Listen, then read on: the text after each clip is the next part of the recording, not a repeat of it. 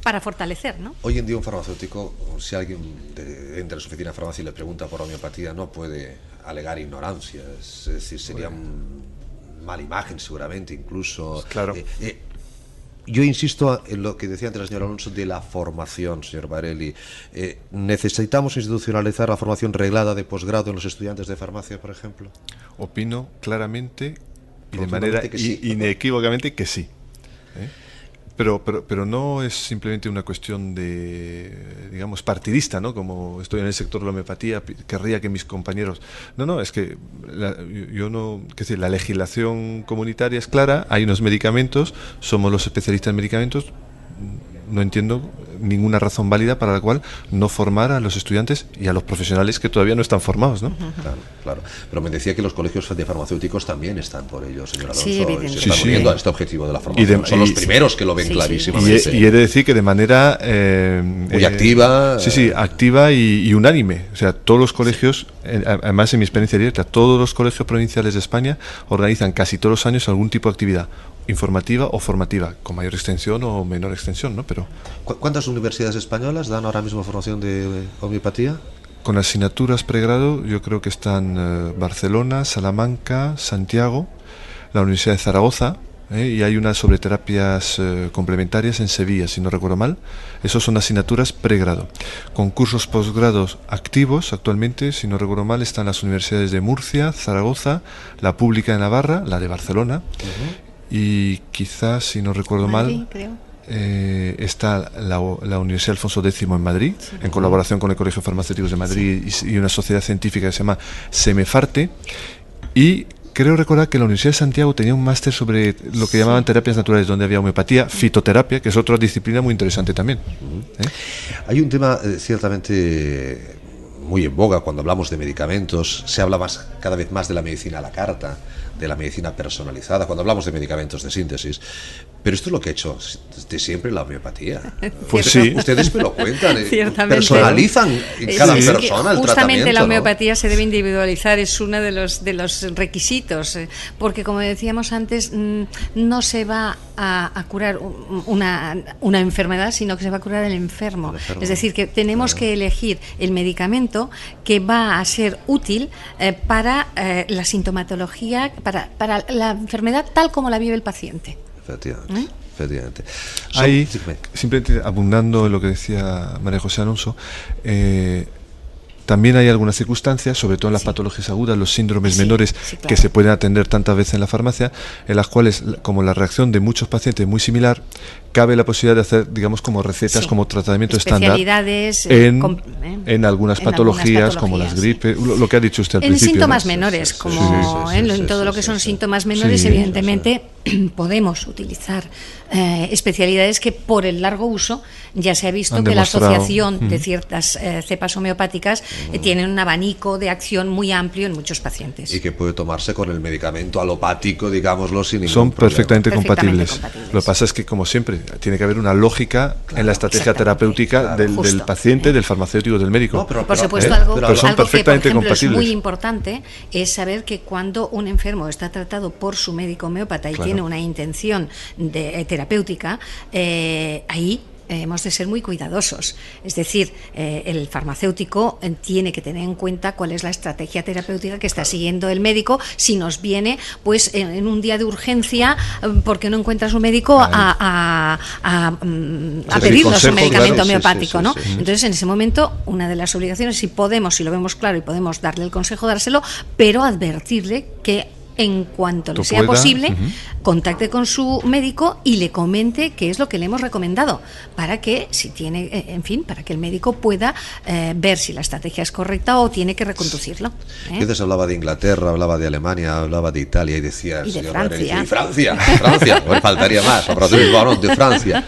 Es que lo dejaba para el final, porque y ahora quiero incidir en ese punto. ¿Por qué estando tan cerquita hay tanta diferencia entre la instauración en el sistema sanitario y la utilización de la homeopatía en Francia y en España? Pues en mi opinión, yo pienso que son varias las razones, ¿no? Como tantas cosas en la vida, no hay una única razón, ¿no? A mí me parece que es un asunto de evolución histórica, ¿no? En Francia, desde mediados del siglo XIX, podríamos decir, ha habido una evolución y una progresión y un desarrollo constante e ininterrumpido de la formación de los médicos, de los farmacéuticos, del uso por parte de la población.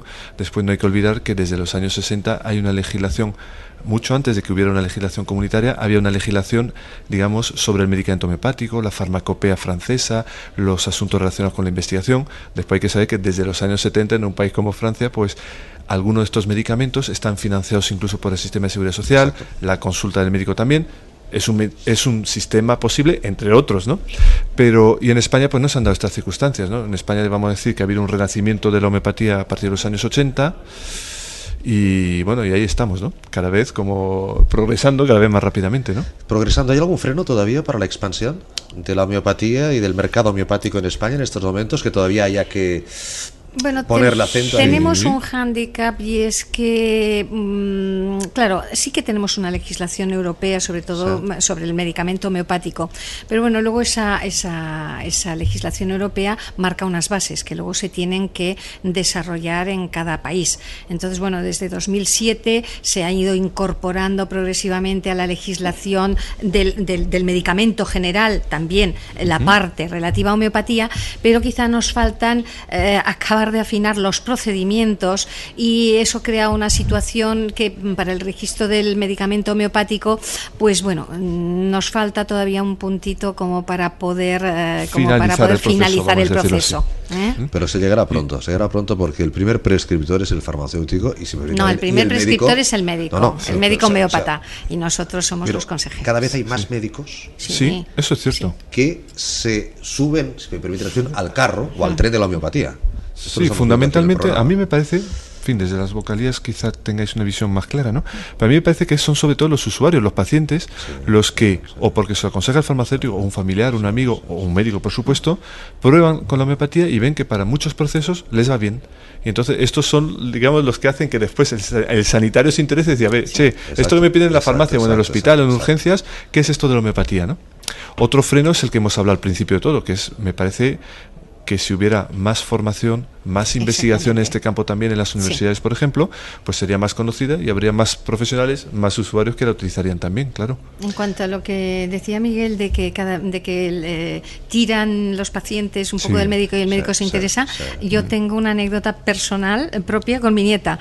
Mi nieta afortunadamente es una niña muy saludable, posiblemente porque las pocas veces que ha tenido algo ha sido tratada con homeopatía, pero recuerdo que tiene ahora 4 años y tenía 2 años y me la dejaron ese fin de semana para mí porque mi hijo y mi nuera pues tenían unos compromisos. Yo estoy encantada. Yo estaba tristísima, ya me puede ver. Yo estoy encantada. Yo encantada, pero con la particularidad de que caramba, justo en ese momento la niña presenta un cuadro de fiebre y tal, era viernes por la tarde y como que estábamos al lado del colegio de farmacéuticos y hay un hospital de niños muy cerca, pues entonces dije yo, vamos a curarnos en salud y vamos a que nos la vean y nos la diagnostiquen, no vaya a ser que tengamos un problema durante el fin de semana.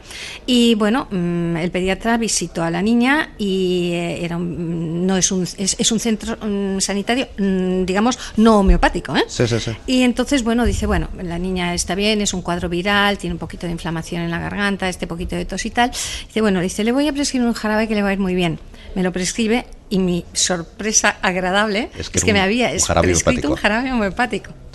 Entonces, pues establecimos, le pregunté, me ha sorprendido gratamente, me presenté, dije quién era y la doctora, la pediatra, que era un encanto de pediatra, dice, es que aquí estamos prescribiendo homeopatía, dice, por 2 razones. La primera, porque llegaban de urgencias los pacientes y decían, no, es que a mi niño normalmente le doy homeopatía. Entonces decías, pero no he encontrado homeópata. Dice, y luego porque tenemos 2 o 3 compañeros pediatras que han hecho homeopatía, están encantados, han empezado a prescribir la homeopatía y veíamos que ellos tenían tanto éxito que les hemos dicho, oye, ¿esto de qué es? Y nos hemos ido formando. O sea que... Es una anécdota cada vez más frecuente, frecuente. Señor Alonso, señor Varelli, muchísimas gracias por habernos alegrado un ratito hablando de homeopatía. Gracias a ustedes. Gracias a vosotros por habernos invitado, ha sido un placer. Que siga viendo Infarma, Muchas gracias. Hasta pronto.